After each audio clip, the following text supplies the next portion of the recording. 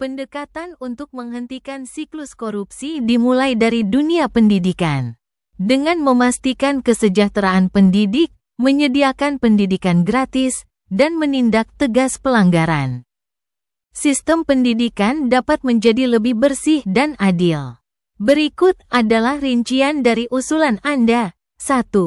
Sejahterakan para pendidik. Masalah saat ini, guru seringkali mendapat gaji yang tidak memadai, terutama guru honorer, sehingga rentan terhadap godaan praktik korupsi. Solusi, tingkatkan gaji guru hingga setara dengan standar hidup yang layak.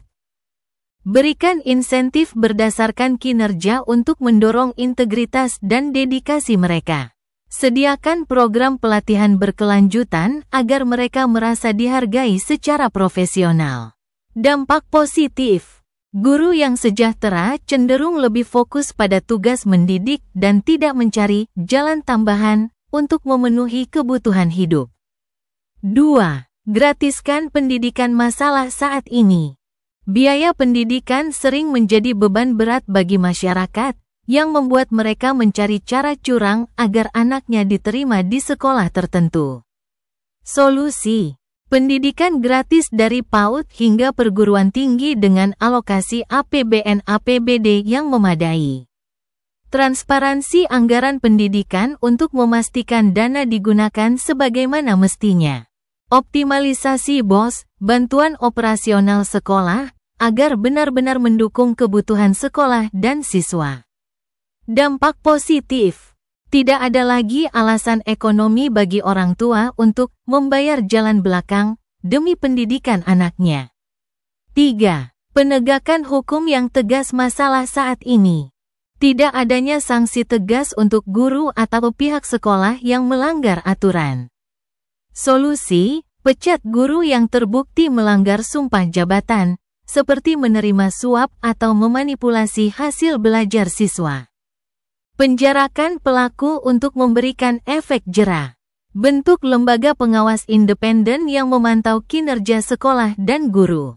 Dampak positif, kepercayaan terhadap institusi pendidikan akan meningkat, dan guru akan lebih disiplin serta bertanggung jawab. 4. Tutup celah curang orang tua murid dengan pendidikan gratis. Tidak ada lagi jalur belakang berbasis uang. Sistem penerimaan berbasis merit atau zonasi yang transparan, diawasi teknologi digital, akan menghilangkan celah manipulasi.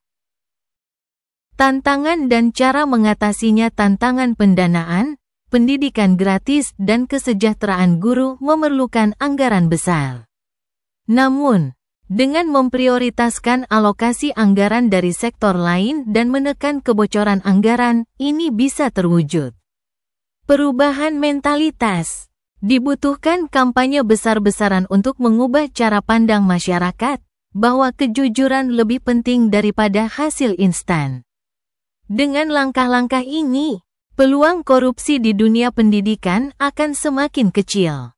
Tantangan terbesar ada pada pendanaan juga mentalitas masyarakat. Pendekatan menaikkan pajak barang mewah dan pajak dari pengusaha untuk mendanai pendidikan gratis adalah ide yang realistis dan dapat berdampak signifikan. Beberapa negara telah berhasil menerapkan kebijakan serupa untuk meningkatkan kesejahteraan masyarakat, termasuk pendidikan. Berikut adalah analisisnya. 1. Menaikkan pajak barang mewah. Mengapa efektif? Barang mewah hanya dikonsumsi oleh kalangan atas yang tidak terlalu terdampak oleh kenaikan pajak. Pajak barang mewah yang tinggi juga dapat mengurangi kesenjangan sosial. Penggunaan di pendidikan, pendapatan dari pajak ini bisa diarahkan langsung ke sektor pendidikan, seperti subsidi sekolah gratis, beasiswa, dan pembangunan infrastruktur sekolah. Membantu pemerataan pendidikan hingga ke pelosok negeri. Contoh, negara-negara Skandinavia menggunakan pajak tinggi pada barang mewah untuk mendukung layanan publik, termasuk pendidikan gratis. 2. Pajak lebih tinggi untuk pengusaha besar. Mengapa efektif? Pengusaha besar memiliki kemampuan membayar pajak lebih tinggi tanpa signifikan memengaruhi operasional bisnis mereka. Pajak progresif ini adil jika disertai kebijakan transparansi dalam penggunaannya. Cara implementasi, pajak perusahaan besar, corporate tax, dinaikkan secara bertahap. Tetapi dengan insentif bagi mereka yang berkontribusi langsung ke pendidikan, misalnya program CSR pendidikan. Pajak kekayaan, wealth tax, untuk individu super kaya dapat menjadi sumber tambahan. Dampak positif, dengan pengelolaan yang baik, hal ini tidak hanya mendanai pendidikan gratis tetapi juga dapat memperbaiki infrastruktur sekolah dan meningkatkan kualitas guru. 3. Prioritas penggunaan pajak untuk pendidikan. Transparansi anggaran. Anggaran pendidikan minimal 20% dari APBN, seperti yang diamanatkan oleh konstitusi. Harus dioptimalkan untuk menghapus biaya pendidikan.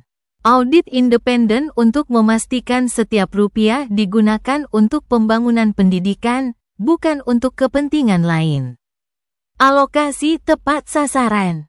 Prioritaskan gaji guru, perbaikan fasilitas pendidikan, dan subsidi untuk kebutuhan operasional sekolah.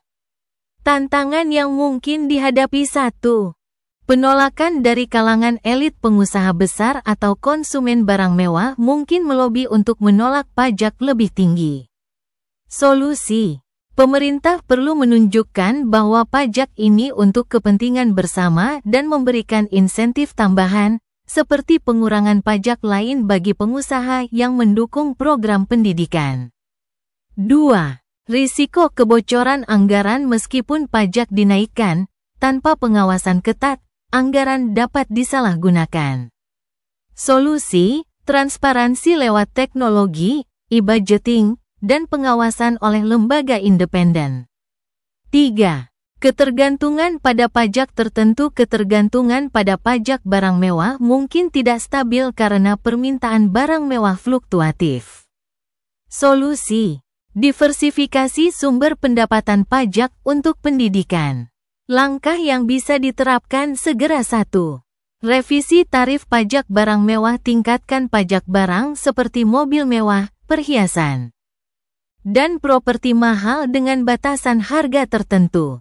2. Pajak progresif bagi pengusaha besar. Perketat kebijakan pajak penghasilan tinggi dan kekayaan besar untuk mendanai sektor pendidikan.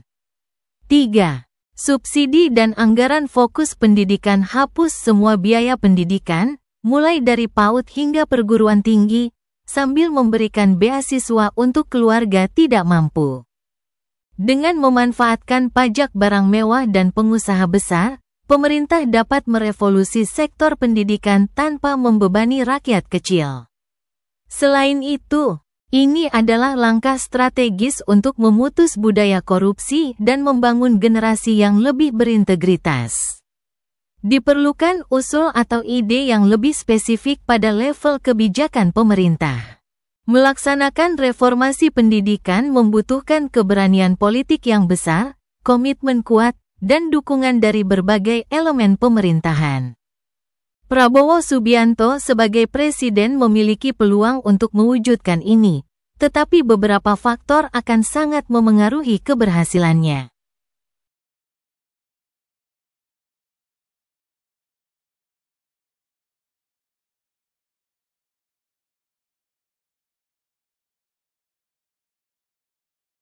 Satu. Apakah Prabowo bisa? Secara teori, iya. Sebagai presiden, Prabowo memiliki kewenangan untuk mengarahkan kebijakan anggaran. Prabowo bisa menginstruksikan prioritas APBN untuk meningkatkan anggaran pendidikan. Menaikkan pajak barang mewah, dengan dukungan DPR, revisi kebijakan perpajakan dapat dilakukan. Terutama jika dia menunjukkan manfaatnya kepada rakyat. Reformasi sistem pendidikan memberikan mandat kepada Menteri Kebudayaan, Fadly Zon, untuk mereformasi sistem pendidikan dari akar.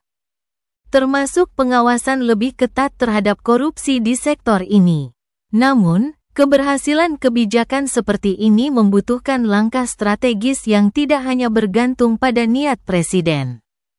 Ada tantangan besar yang harus dihadapi. 2. Tantangan yang akan dihadapi Prabowo. 1. Lobi dari elit dan pengusaha. Banyak pengusaha besar dan pemilik barang mewah yang mungkin menentang kenaikan pajak karena merasa dirugikan. Solusi: berikan insentif pajak lain. Misalnya keringanan pajak bagi pengusaha yang mendukung pendidikan melalui CSR.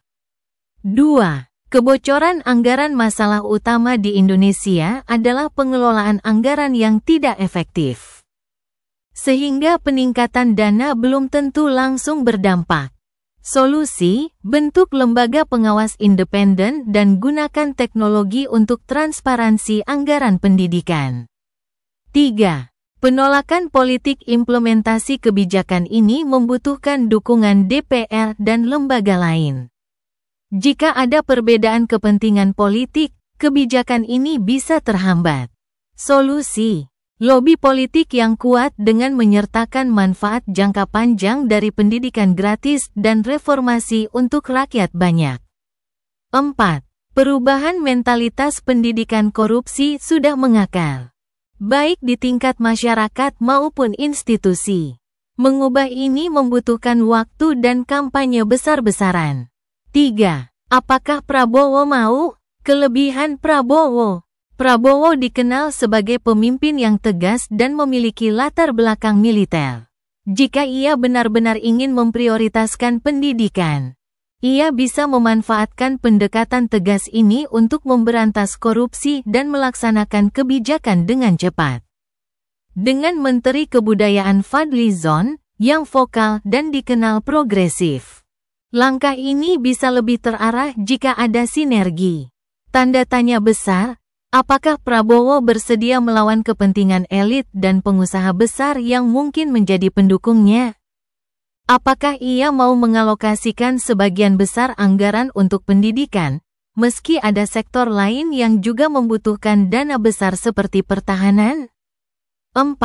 Langkah realistis untuk Prabowo. Jika Prabowo serius, ia bisa memulai dengan langkah berikut. 1. Kebijakan bertahap mulai dari memperbaiki kesejahteraan guru dan memberantas korupsi di dunia pendidikan melalui sanksi tegas.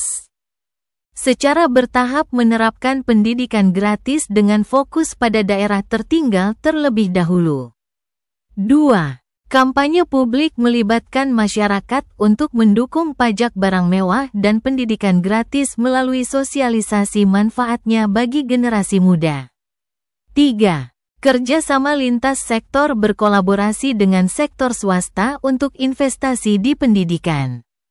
Misalnya, perusahaan besar diwajibkan menyisihkan sebagian keuntungan untuk pembangunan sekolah atau beasiswa. Prabowo memiliki kemampuan untuk melakukannya, tetapi itu sangat bergantung pada komitmen politik, dukungan DPR, dan kesediaan melawan kepentingan elit tertentu. Jika ia berhasil, ini bisa menjadi warisan besar bagi masa pemerintahannya. Akankah Prabowo bisa mengambil langkah besar di sektor pendidikan dari saat ini?